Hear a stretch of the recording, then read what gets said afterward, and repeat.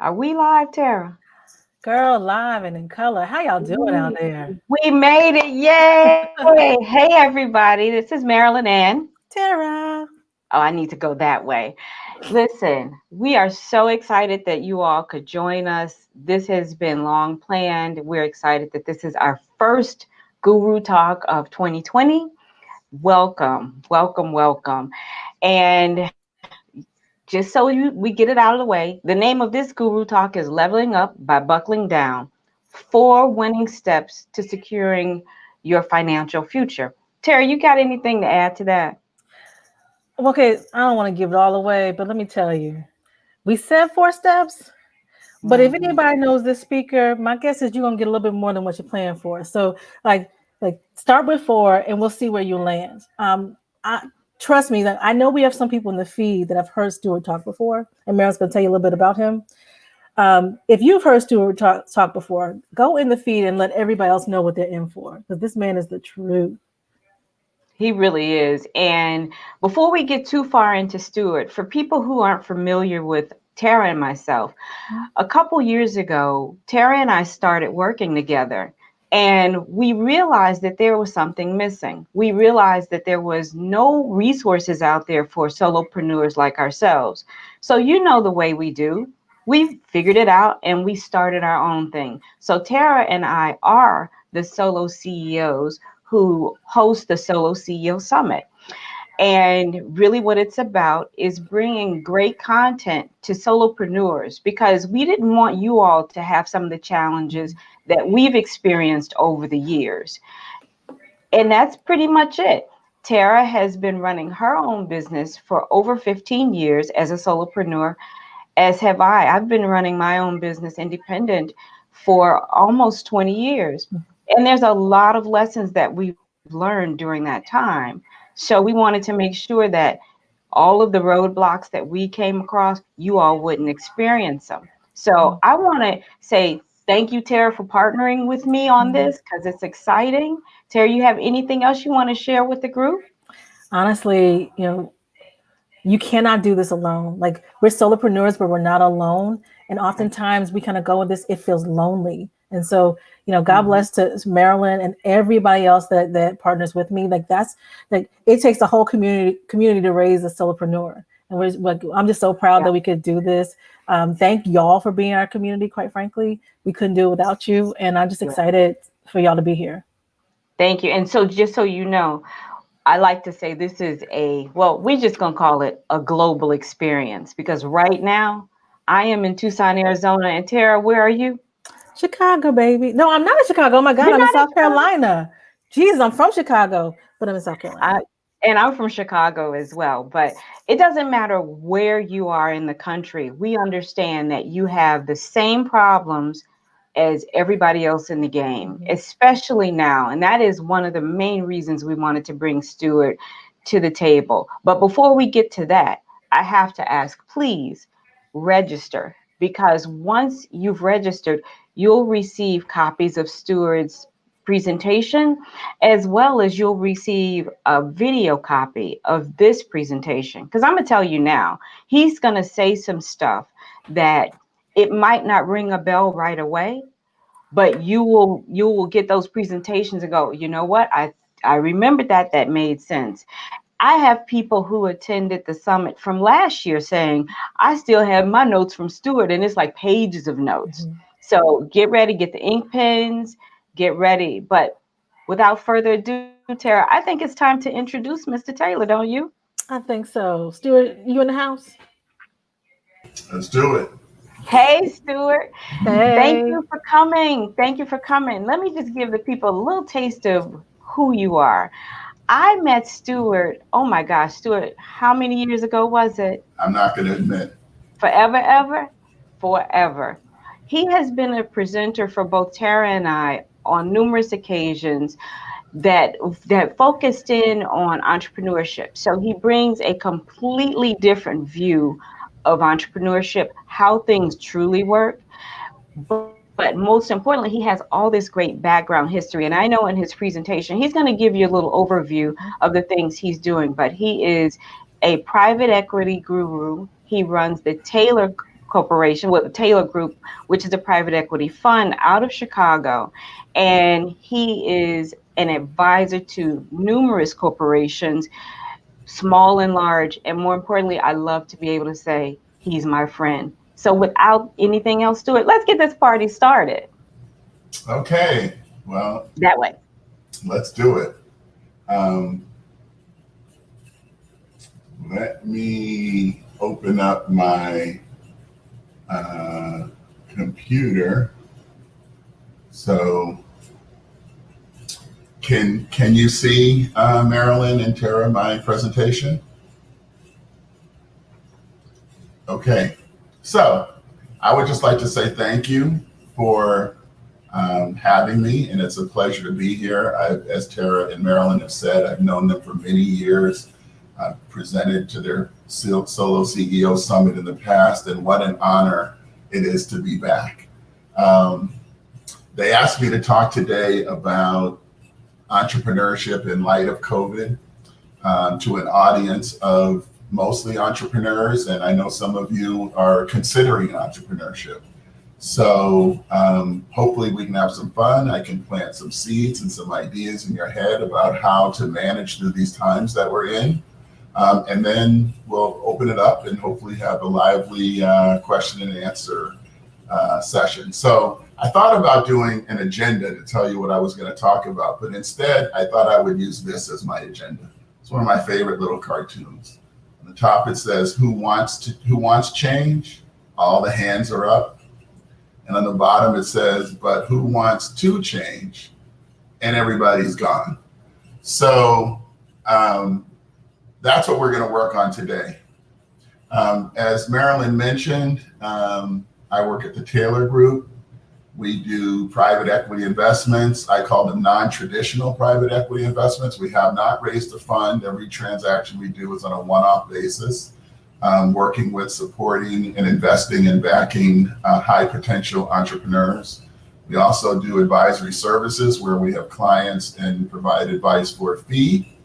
And then my favorite box is entrepreneurial development, kind of what I'm doing right now, which is work with, support, mentor, guide, tutor, coach, train entrepreneurs. I also am active in board service. I sit on 3 multi-billion-dollar public company boards, as well as 5 nonprofit boards in a range of sectors from education to healthcare, cancer research, mentorship and violence prevention here in Chicago. So the left side is where I spent the bulk of my career. The right side is my passion, and the right side is where I increasingly spend my time. So let's get into it. Let's talk about COVID. COVID, and if you all will think back, the month of March just seemed like it lasted forever. Everything changed overnight. And what's particularly difficult and complex, in my opinion, about the effect of COVID is that it has both short-term and long-term. It presents short-term and long-term problems. We always like to use the expression, it's a marathon, not a sprint. Well, in the COVID world, it's both a marathon and a sprint. And so we're going to talk about that today, but that's what makes it particularly unique. The impact that it's had on solopreneurs, solo CEOs, obviously is pronounced, but one of the biggest ways, I think, is that unlike ever before, our personal lives and our professional lives have merged. And those of you who are entrepreneurs don't need me to say any more about that.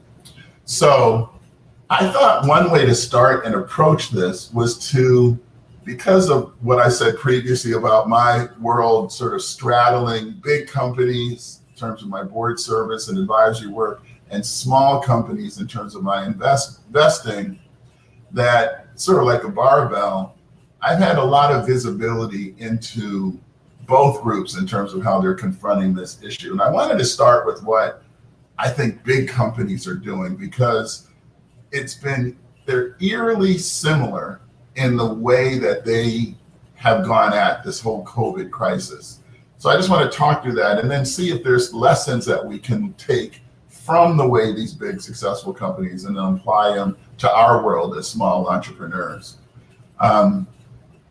So what the big companies are doing, and it's almost, when I say eerily similar, it's as if they all are reading from the same playbook. Number one, it starts with assess liquidity and your short-term needs. How much cash do we have on hand? A detailed understanding of our burn rate. Burn rate is how much does it cost for us to keep the doors open on a monthly basis. So if you know how much cash you have and you know how much you need, then you can assess how long you can extend your life. And then added to the cash on hand is what access to credit and capital they have, what status are the bank lines and credit lines, et cetera. And then finally, they address in the very short term workforce vulnerability. You know, are people sick? Where are they? How is this work? Are we sending people home to work from home? Are we making our leadership team flexible? I've seen, you know, detailed memos that describe social distancing and work distancing and who can be on the same elevator, who can be on the same airplane, et cetera. So in the very short term, folks come out the blocks with an assessment of their liquidity and what their needs are and how long that enables them to effectively survive. Number two would be, what levers are there available for them to pull to essentially extend their life? Can we pay people? Can we pay our bills slower, stretch our payables? Can we collect faster? And then the biggest one, which I think all of you will remember even as early as March, is the people issues. And it's for obvious reasons. Return on people cost opportunities is the way I worded it, is immediate. So companies very quickly got into shortening work hours, ending overtime, changing the terms of benefits, et cetera, and all the way up to furloughs and ultimately reductions in force and layoffs, because the payback in cash to those people actions are quick. So out the blocks, you know, that those were the actions taken by the big companies. And throughout, I use the phrase over communicate. You know, there were daily, if not weekly memos to everyone, customer, people, internal employees, creditors, that were going on, memos from the CEO on the COVID update, the daily update, the weekly update. So short-term issues, levers that you can pull to adjust those issues, and over-communicate to the stakeholders what's going on. For companies that could get beyond that and had the luxury to stop having to deal with short-term crisis issues, they interestingly then turn to evaluating their strategic alternatives and strategic options, and exploring ways to accelerate. They started to go on the aggressive. There's a term that folks in corporate America use that goes like this: never let a good crisis go unrewarded. And companies really started to do that over the last few months.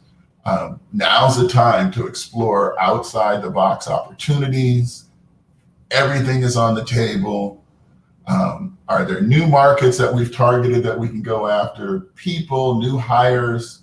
I mean, they weren't able to get all the way through to hiring, but setting up Zoom interviews and online interviews and finding ways to accelerate their strategic plan.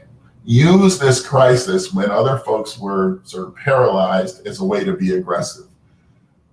And then pull the trigger, right? Go on the offensive and take action now. Hit the competition while they're distracted, hopefully gain market share, and use this as an opportunity to make strides faster than that they could have made before.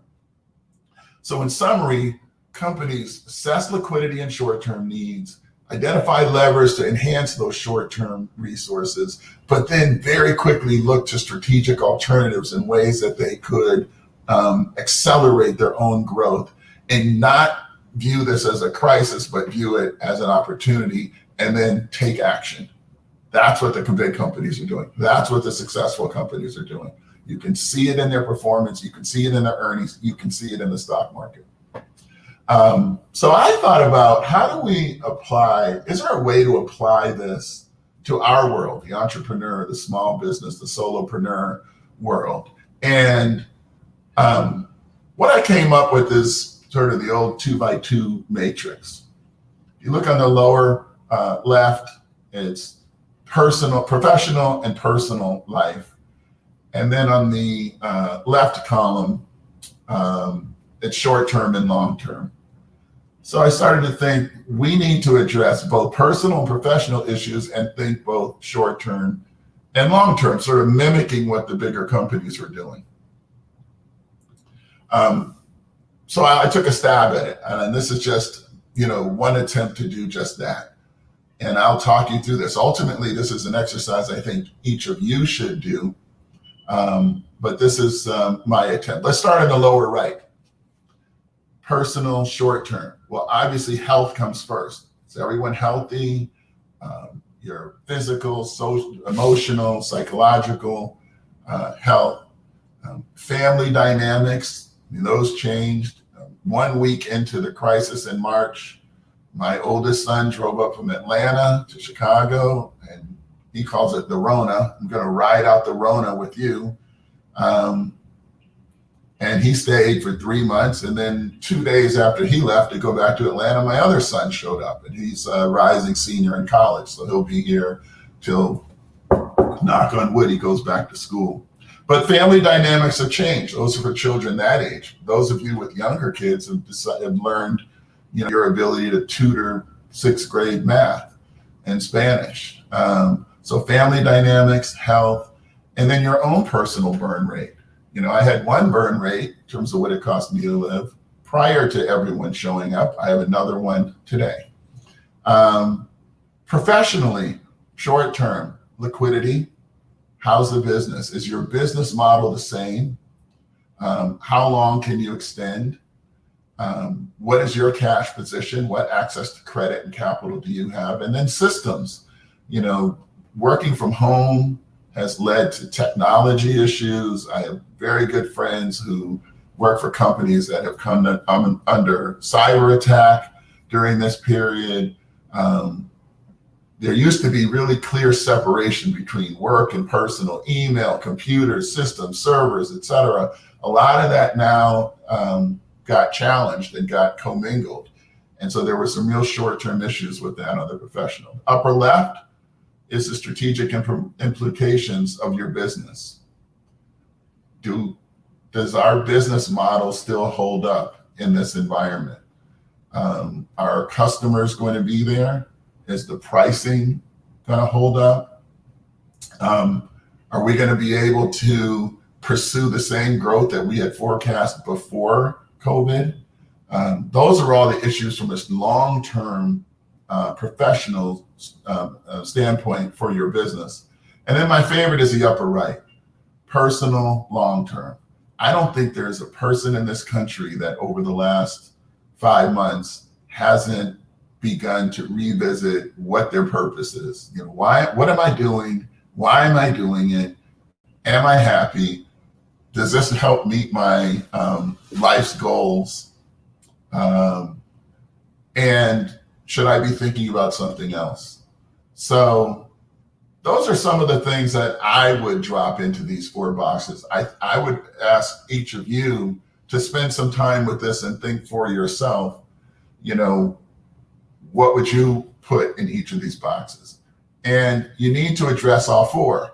Doing well in one doesn't necessarily mean that you've addressed another one. And like I said, it's a marathon and a sprint. So based on this, I'm sure some of you are thinking, okay, what should I do? So I've taken the liberty of putting together my recommended action plan.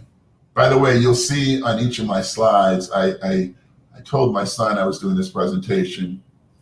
I asked him, do you have any advice for me? And he just said, don't be boring.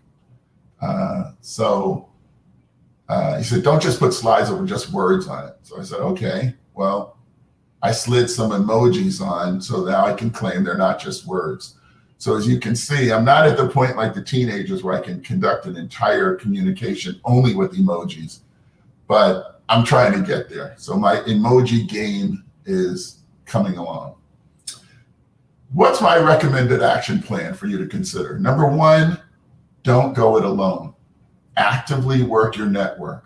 What I've seen work in this environment are folks really linking up with other people who have shared interests, professional interests, personal interests, hobbies, etc., and working collectively.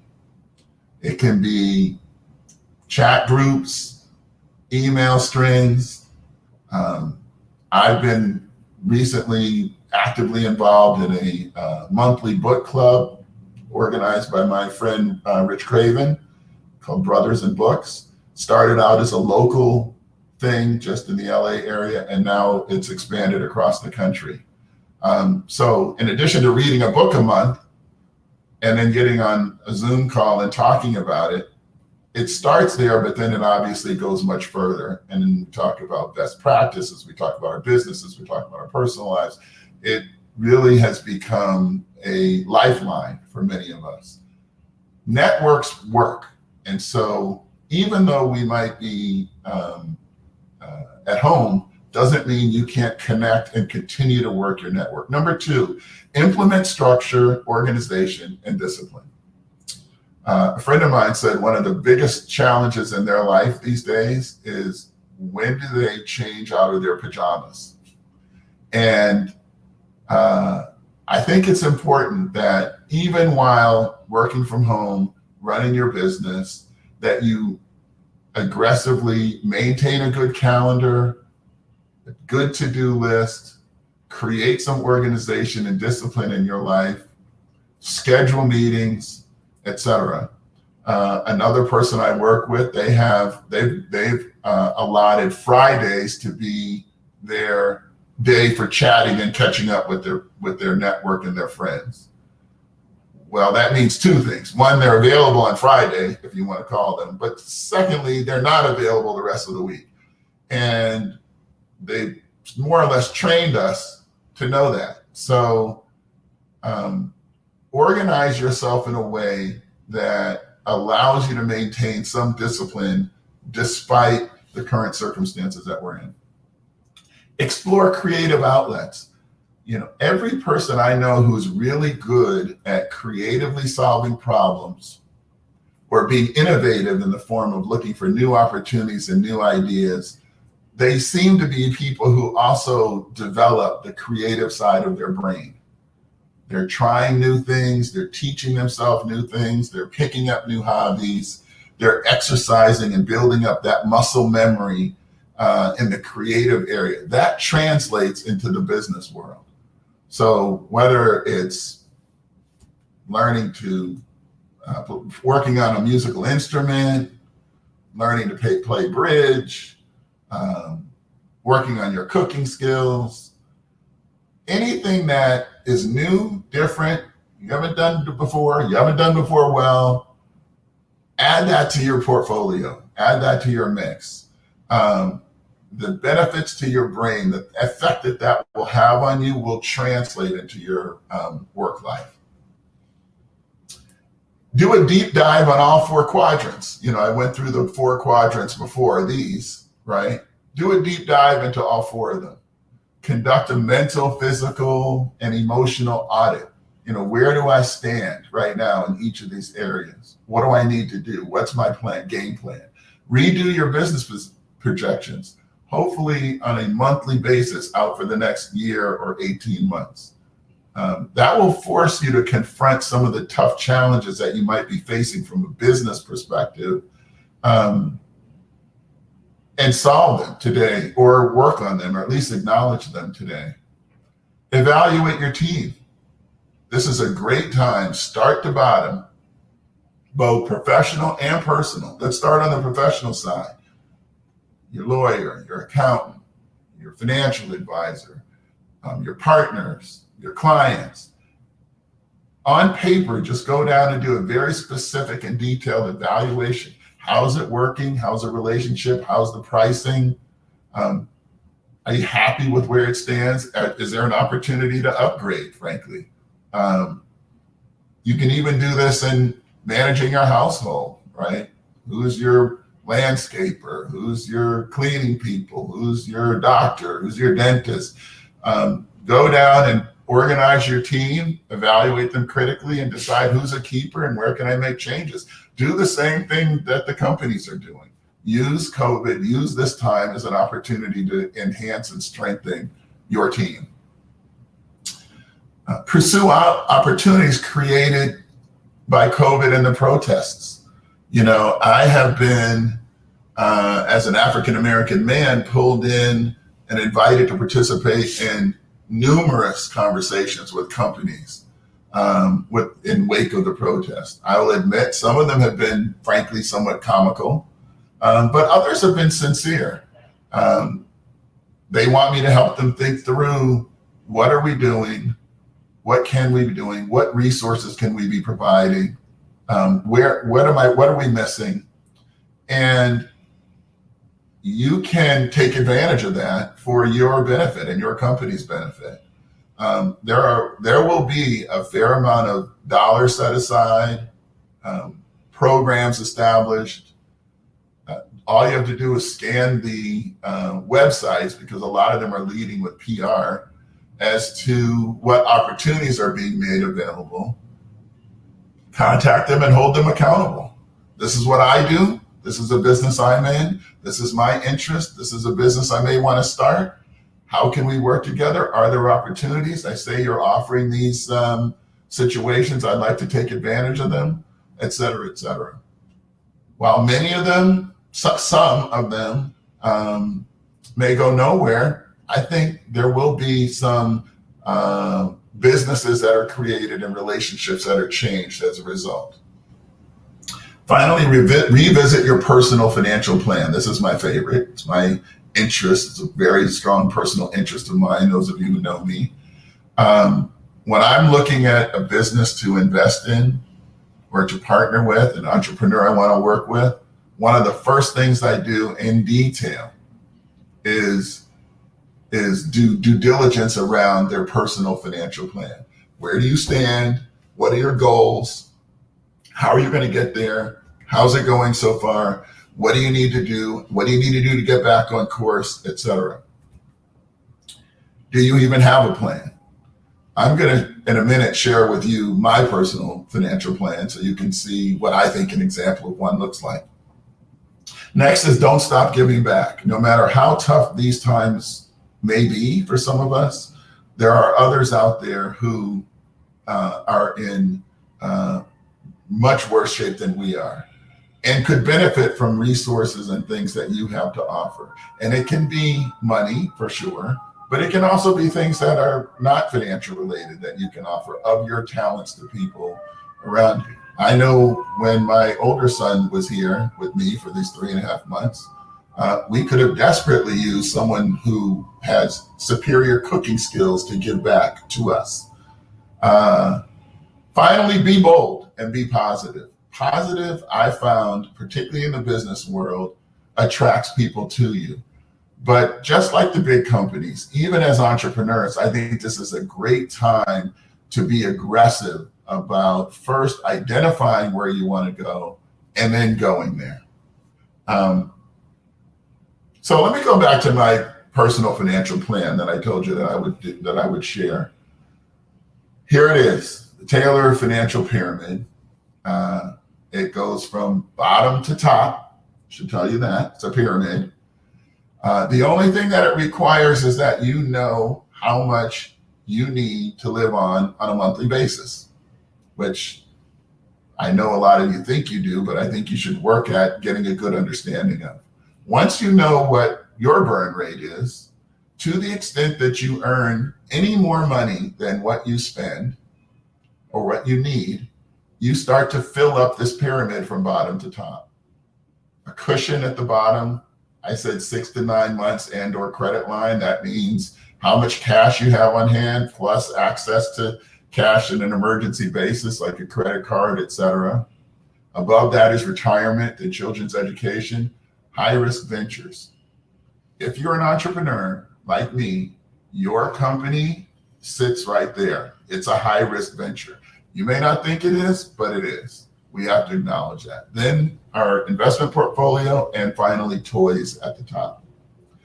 So a lot of people look at this and they say, what does this mean exactly? Well, and how do I move from one level to the next? Let's start with retirement. I'm just going to give you one example. I'm not going to spend a lot of time on this. I'm going to make up an example. Let's assume you're 40 years old and you're going to retire at 70 and live to 90. And I know all of you are going to have issues with all of that. If you're 40 years old, you don't think you're going to work till you're 70. My suggestion is talk to a 62-year-old and ask them what they think about that. Likewise, if you're 40, you say, yeah, live to 90, that's okay. But if you're 75, you're like, live to 90, why are you trying to kill me off? But let's just hold that as an example. You're 40, you're going to work to 70 and retire till 90, and be retired until you're 90 and live till 90. The question would be, how much do you need to live on per month from 70 to 90? Well, I came up with an example that let's, for example, say you need $8,000 a month. You need $8,000 a month when you get to 70 to live to 90. The question would be, how much money do you then need at 70 that if you spend $8,000 a month will last you till 90? And I ran it through my model. I think I assumed that you invested that money into equities. We'll talk about that in a second. At 8%, you would need roughly $1 million at age 70. If you had $1 million, the amount of money that you had, that you put away, was growing at 6.5% in retirement, and you took down $8,000 a month, you could live for 20 years. So then the question is, well, what do I have to do at 40 to get to $1 million by the time I'm 70? Again, in my model, I built a model, and simple model. And assuming the money that you have invested grows at 8%, the answer is you would need to put away roughly $650-ish a month from 40 to 70, growing at 8% for the money you put away, and then you would have $1 million by the time you were 70. So let's assume you knew your burn rate today when you were starting. Let's make up an example. You earned $1,500 more a month than you spend. Not an unreasonable expectation. Well, if you earn $1,500 more a month, I'm saying if 650 of that 1,500 gets earmarked toward retirement, you can put a check mark next to retirement and go up to children's education. Likewise with children's education. Let's assume you have a 5-year-old and they're going to be going to college at 18. You have 13 years, and let's say you think you need $120,000 when they start college to cover them. Same model, same math. That would imply you need to put away $440-ish a month, $450 a month to bridge you from when they were 3 to when they were 18. So 650-ish for retirement, or 50 for children's education. What's that, $1,100 a month? You make $1,500 a month more than you spend? Check, check. You're free now under the Taylor Financial Pyramid to now put your money over that into your high-risk venture.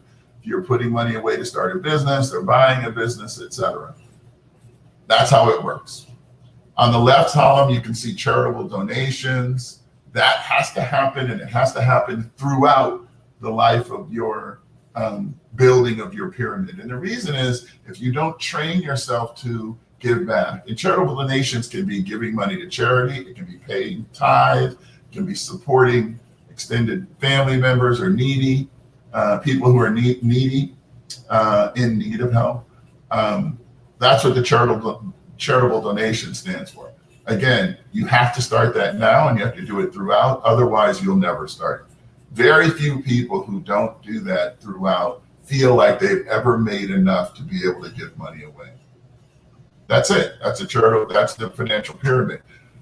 For some reason, when I work with entrepreneurs, though, they have many of them, not all, aversion to the stock market. I said the 8% assumption on retirement and children's education, at 8%, I was assuming you just put that in the stock market. Here's a quick snapshot of the stock market. I just picked 4, I think, interesting investments. S&P 500, you know what that is. It's it's the entire market. It's the average of the 500 largest companies in the US. Mostly it's available in all your 401k plans. You can get a fund through any of the major houses, etc. And then I included some of my favorite companies: Apple, Amazon, Merck. And what I did was I said, what was the price in 2010, 10 years ago? You can see that in the column.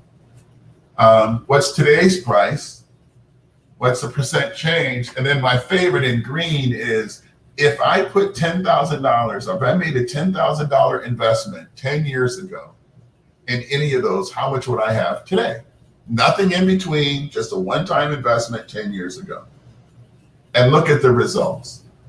You just put $10,000 in the S&P 500. Today it would be 31,158. You put 10,000 in Apple while everyone was buying the iPad 2 and iPad 3, and you had your stock. A $36 stock price, which is where it was 10 years ago, would be worth $105,000 today. Amazon, $108.90 10 years ago. Today, if you had invested $10,000 into Amazon, you'd have $292,000 for a $10,000 investment. And Merck, I love Merck because it's run by Ken Frazier, one of 4 African-American CEOs of public companies. He has one of the most diverse senior management teams, and I think the company is phenomenal, and I think we'll also have a lot to do when it's all said and done with the COVID solution. $35 10 years ago, if you put 10,000 in that, you'd have over 21,000 today. I only say that to entrepreneurs is, when I talk to too many entrepreneurs, not all again, but when I talk to entrepreneurs, they say to me, well, I'm all in on my business. I'm gonna double down. I gotta commit myself. I'm pouring everything I have into my business. I'm like, really? Everything? They're like, yep, everything. I'm committed. Well, let's take it just for the fun of it. This is what risk looks like to me. High risk ventures at the bottom. I'm putting everything all in. I'm putting my retirement money in, my children's education money in. I need this business to succeed. So I'm like, you're going to build everything above it on the basis of this high risk venture. And invariably, folks that do that also have nothing to give to charitable donations on the left. So what I say to them when they come at me is I just say, let me be the voice of your 8-year-old child. I say, Mom, Dad, you'll be going to college in 10 years. I know your business is going to do well. I know you believe, I know you're all in, but you bought 3 new computers, you've gone to 4 conferences this year, you bought a bunch of suits to wear to those conferences, you even bought a fancy new car because you said you needed to look the part when you drove up in front of your clients. You mean to tell me you couldn't take half of that and put it in the market towards my college?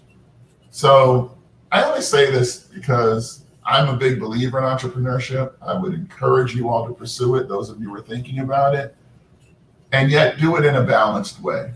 And that's what the Tailored Financial Pyramid is all about. I don't think I want to stop. I want to open it up for questions. I don't want to stop on this page. Why don't we go back to this one? Why don't we end on this note? Who wants to change? I hope that something I've said today has resonated with you. I'm a big believer in entrepreneurship. I think it's the solution. I think it's the way out. I think it's where you can make a difference. I would encourage you to do it. I would also encourage you to think through the 4 quadrants, as I talked about earlier. and building your networks and organizing yourself with some discipline. With that, I think, Tara, I'll stop there, and we can see if we have any questions. Absolutely. So, Stuart, if you come back to StreamYard, you'll see the two of us together. Thank you so much. Again, y'all, we prepped Stuart, and I'm still taking notes because I love the way he thinks. If you have any questions, go ahead and put them in the chat and in the comments, and I'll start with some of the questions that I have, but also some of the ones that come through. So first one, Stuart, we talk a lot about kind of not putting all your money into your business, but there are some things that you need to do. I'm going to be honest. Half the time you hear like you got to have this bomb website, you got to go to the right conferences. So we know where money can leave. What are the expenses that we really need to make sure that we are investing into so that we don't underfund or undersupport our businesses? Well, I think that's a really good question. And this is really hard, right? Because you can convince yourself of anything, that any penny that you have can be reinvested into your business. The issue is a matter of risk. And so I think the obvious answer to your question is that it varies by individual, but I would start with yourself and your own readiness. So before you're essentially buying things, have you prepared yourself as much as you need to? It doesn't cost a lot of money to do hundreds of hours of introspection as to your readiness, your fortitude, your interest, frankly, in these businesses. So many of the entrepreneurs I talk to, especially at the early stage, they're like, I just don't have any ideas. I'm stuck. And I'm like, well, then when I explore it, I'm like, well, this is something you think about 20 minutes a day when you're driving home from work, right? That's not a real investment on your part. Take the investment as far as you can without spending money. And then when you're forced to, do that. But so I'm real reluctant to approve of a lot of expenditures. Okay, do we call that stingy or frugal? Which way you want to go with that? Yes. No comment. All right, no comment. All right, so another question that came through the chat is about residual income, diverse revenue streams, right? There's a lot of buzz about that on the internet for certain types of businesses. Do you think, you've advised a lot of entrepreneurs, do you think that diverse revenue streams is realistic? Giving advice on how to make that happen? It depends on what they are. I mean, one of the reasons I tout the stock market is I think ownership and equity, as an example, you saw with those stock prices, is one of the few areas in the world and life where you can make money without actually doing work, right? You can just own a share and let it work for you. When the first iPad came out, I sat my extended family down and I asked them, the iPad 1 cost $300 and a share of Apple stock cost $300. Which one would you want? Well, today that share of Apple stock would be roughly around $1,300, and an iPad 1 I think is worth less than zero. I think you might have to pay someone to come and take it to get rid of it. So residual streams of income I think are great, but it's a cost benefit of how much effort you're going to have to extend to get those versus what you're going to get back. But there's nothing wrong with diversifying yourself and taking some of, not putting all the eggs in one basket. Absolutely. Yeah. So when you laid out kind of what corporations are doing, you mentioned that they're getting to the point where they can take big bets, right? And take bold action. What are the usual mistakes that you see with smaller entrepreneurs when they're choosing which big bets to invest in? Well, I think that they're doing it not knowing what the outcome will be, which makes it a foolish bet. For example, if you're taking a big bet in something where you've lined up the users, lined up the customers, nothing is better as an investor than an entrepreneur coming to me saying, I have this good or service that I'm going to provide, and I can show you 10 customers that are right there willing to sign up, and they said, if I brought them this service, they would sign up tomorrow. Well, then you should invest in what it takes to deliver that service. If you say, I'm going to invest in what it takes to deliver service, and I hope that they're going to show up, hope is not a strategy. That's not a big bet that I would take. So it really, the devil's in the details, Tara, with respect to, is there a market? Is there an addressable market? Do you have reason to believe that you're going to be able to access that market? Or is this just something that you think? Most of these premises can be tested. And if you don't think you can test it, go to someone else, go to a professional, go to someone like me and ask them, test this theory that I have, and have some thick skin, because you'll get an honest answer. Okay, anyone that comes to Stewart, have your skin be really, really thick. Trust me from experience. All right, so there are a lot of, you mentioned taking advantage of what's out there because of COVID. There are a lot of financing options that are available for entrepreneurs, right? Whether it's the PPP loans, the economic emergency loans, like there's a lot of things, and they come with, like, it's come with debt options and come with strings. Any advice on kind of where to lean in, where to be more cautious, what to look for? Yeah. Yes. And I said in my presentation, take advantage of opportunities presented by COVID and the protests. Let me modify that a little bit. You have to read the fine print. I know, just using me as an example, I think one of my it may have been my car. I'm not sure who it was. Somebody said, we're going to freeze your payments for 3 months on some bill I had. I was like, great. Well, 3 months and 1 day, they sent a bill for the entire amount. That really doesn't help me too much. I mean, so there are some pitfalls and some strings attached. You have to read the fine print. For example, a lot of money that's available is under the assumption that you're using that money to fund your employee base. And there's a lot of cynicism out there because some of the bigger companies are taking that money and still laying people off. Mm-hmm. I'm not sure, as a smaller business, we always have that luxury. So it's just work you have to do. If you're not the kind of person who's got the temperament to weed through all of those things, maybe you can ask someone to help you, or hire someone to do it, or frankly pass on it. But you want to know what the catch is. And usually it's questions like, is this going to impact my credit negatively? What am I obligated to do with the proceeds of anything? Do I owe you a return at all for the benefit that you're offering me? Questions like that, because what you don't want is to think that there's an opportunity only to be fooled. One last thing on this. None of these that I've seen are going to allow you to sail off in the sunset and retire. And so, if it's $1,000 here, $1,200 there, et cetera, yeah, it might help, but your fundamentals are really what's going to get you through, not a very, very, very short-term shot in the arm. Thank you. Oh, the beautiful Carmita Saman has a question about personal financial planners. The question is, a bunch of these folks seem like they're just trying to sell you things. It's hard to figure out who to trust.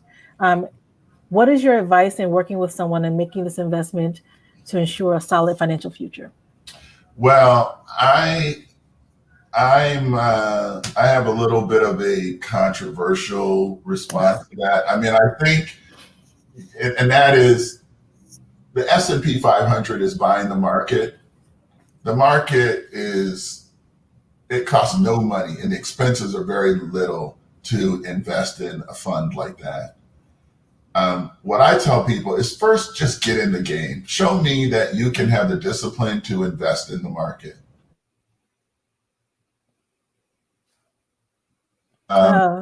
Okay, I think I'm back. Yeah, you froze for a minute. Yeah. Wait. No, that was a pregnant pause to emphasize get in the market. That was the Financial Advisors Association hacking into our account. But anyway, I think get in the game, do something that's diversified like an S&P 500, Just start. And then as you get more sophisticated and put more money to work, sure, you can get it.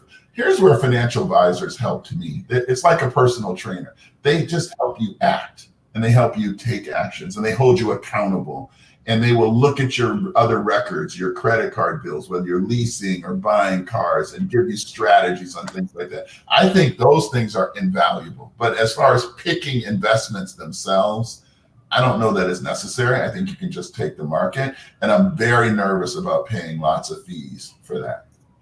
But to Carmita's question, so if I do want someone that can help me, figure out what right car to buy and all that, what's the best way to assess that they're the right person? I think it's by interviewing multiple. Find them through word of mouth, through friends, interview several, and ask them about each other. Sort of have them compete. This is what the other guys tell me. What do you think? This is what the other woman is telling me. What do you think? And it will. And someone as smart as Carmita will start to figure it out pretty quickly. So Stuart advocates financial planner Hunger Games, apparently. Absolutely. As the answer. All right. So there's some people who this experience has hit very hard. COVID, like they are just struggling to stay alive, like hairdressers, bar owners, people who things are closed down, right? So what's the one best piece of advice you can give to someone who is really just hanging on by fingernails? Oof. I did say hard questions. Let me just tell you this quick story. My son and I stood on my balcony the night of the looting here in Chicago, and we watched groups of people pick clean the T-Mobile store a block away from where I live, a small bar, and a mom and pop store. Well, surprise, surprise, the big company that has a lot of access to capital and insurance is back up and running, and the small businesses basically are gone. And I think it's a wake-up call. I mean, I'm not going to say that I think you have to take advantage of your cushion. You have to take advantage of your insurance. But ultimately, you have to go to the top part of that 4 quadrants and ask yourself, is this a business that I want to be in? And is this a business I'm committed to? And there's nothing wrong with making a change. There's nothing wrong with saying, you know what, it's a wrap. I'm done. Let me do something else. There's also nothing wrong with sticking it out. But I think that's something that comes from within. And you should not go down the financial drain because you were determined to run a barbershop. Yeah. You just shouldn't. Likewise, you shouldn't walk away, particularly if you don't have any other alternatives and it's your passion and what you enjoy. So that's those 4. That's spending time in each of those 4 quadrants, and even more time with your Bible. No, I love that. I've had a bunch of people that I've spoken to that have decided to close down their businesses, and it really is the 4 quadrants that let you walk away clean and feel good about the right decision. All right, so one last question, and then we'll close down. Is this a good time for someone who has a corporate job who might want to start a business, right? Like you said, people are going through the 4 quadrants, and for some people, entrepreneurship is a new thought. I actually think it's a great time because this working from home, we've been trained now. I mean, those of us who are entrepreneurs and solo CEOs, a lot of us joke that we've been living in quarantine for years, right? This isn't a big change for us, right? My gigantic son might walk past in the background. My gigantic dog is in the background. I've had to work in this condition before. I'm used to it. I think a lot of people are now understanding, do I need to get up and go into an office and do this? Maybe there are ways I can migrate. So I think it's a good time to explore it. I also think in the area of risk, when I said entrepreneurship is a high-risk venture, guess what else is a high-risk venture? Your day job. That's also a high-risk venture. And the reason is because you've seen it. There's not a lot of security there, and the upside is limited, right? So at least with entrepreneurship, your downside is your barbershop goes under. but your upside can be really big in entrepreneurship. In your corporate job, your downside is the same. You lose your job. It's no different than you lose your barbershop. But your upside in corporate in your corporate job is limited to your salary plus a bonus. It's not, now you can translate those skills into other jobs, et cetera. But unlike our parents and grandparents, they're not giving out 20 and 30-year job commitments anymore. So there's a lot of risk associated with quote unquote corporate American jobs. So when people say to me, I'll try this, if it doesn't work, I'll just go get a job. I'm like, okay, good luck. Let's see how that works for you. Mm-hmm. That's fabulous. Stuart, this is amazing. We can go on for hours, but I know your schedule. So Marilyn, why don't you join us?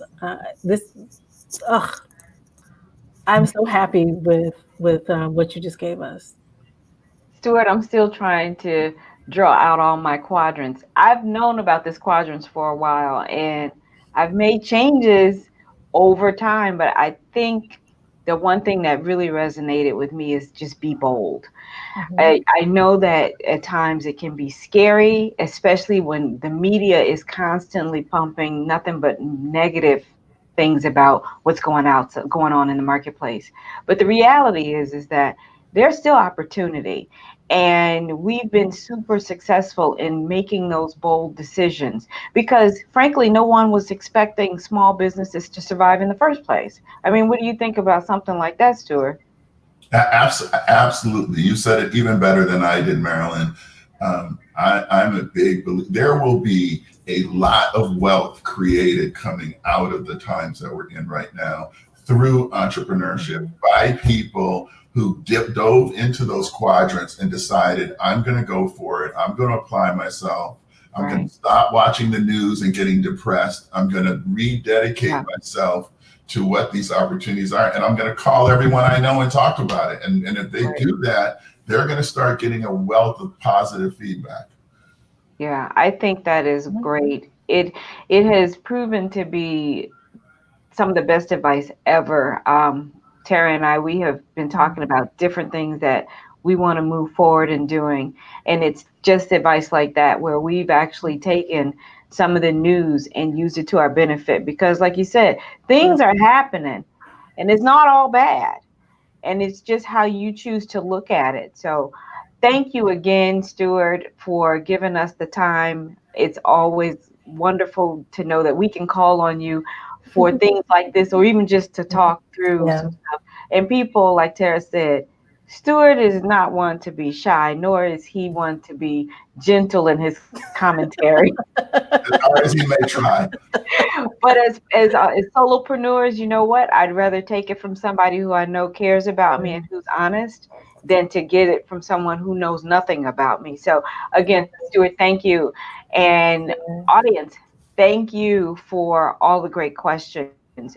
But this isn't it. If you have other questions for Stuart that you just couldn't think of, Tara told me the other day I was a reflective thinker. I like that. That's another word for slow.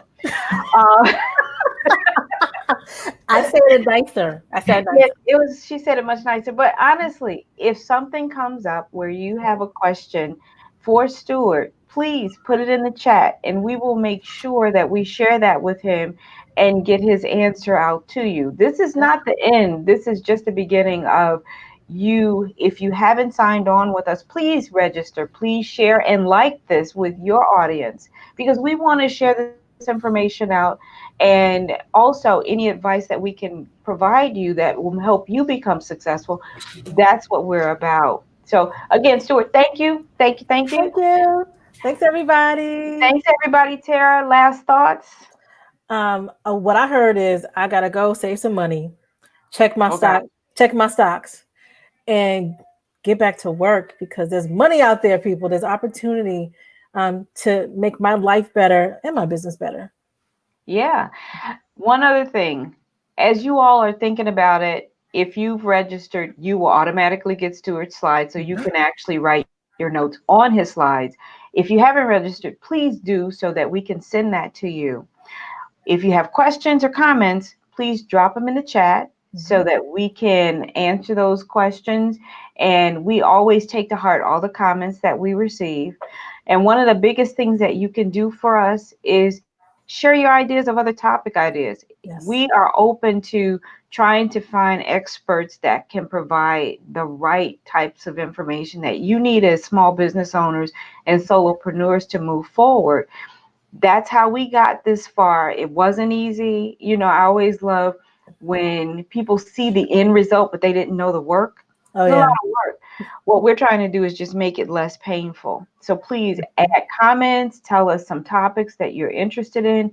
Tara and I will be busy trying to find resources that talk not only about business, because being a solopreneur is both business and personal. They all kind of meld together. So with that said, Tara, is there anything else you wanted to share with our audience? Follow us. Stay connected. Stay in collaboration, and get back to work, y'all. Yeah. Oh, here's one thing, Tara. Hmm? Let the people know. Sometimes we actually do Instagram live. Y'all, So, okay, look, yeah. look now. We can do a lot of things really well. Instagram is one we are still learning. So if you want to follow us and listen and watch it, all the mistakes, laugh at us, please follow us on Instagram. We do lives on Thursdays, and whew, y'all, it's a journey. And our topics actually come from some of the comments that we hear from you all in those chats, as well as just experiences. It might be something that's going on that affects us as business owners or even personal stuff. Mhm. Let's be real. Every day we don't wake up and feel like doing the work. We have to talk our way through it. And Oof. we have our community. You're part of that community. Thank Mhm. you. But yeah, let us know. But before we go, Tara said at the beginning, we are not a team of one. I'm a solopreneur, Tara's a solopreneur, but we have three powerful ladies behind the scenes that you all didn't see. And I know they won't put themselves on the screen because they said they didn't have lip gloss. But anyway, I want to personally thank Krista Winston, Latoya Sunshine Williamson, and Sherry, our songbird trotter. Mhm. Talk about an amazing team. Yeah. This is a powerful team who helped us deliver this to you. So thank you, everybody. Tara, thank you.